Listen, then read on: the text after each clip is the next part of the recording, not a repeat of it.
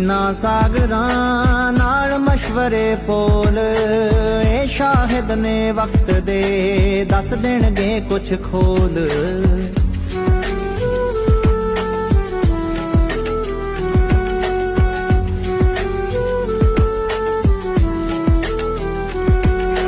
ਛੇ ਸੱਤ ਵਾਰੀ ਸੋਚ ਕੇ ਲਫ਼ਜ਼ ਦੇ ਛੱਡੀ ਤੀਰ ਕਿਉਂਕਿ ਇਹੀ ਫੈਸਲੇ ਬਦਲਣਗੇ ਤਕਦੀਰ।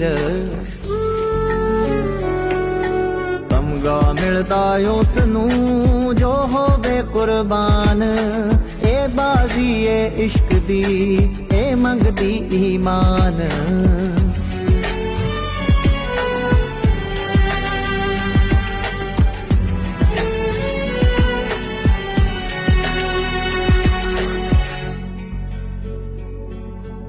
ਉਹ ਖੁਦ ਮੁਖਤਾਰੀ ਕਲਬ ਦੀ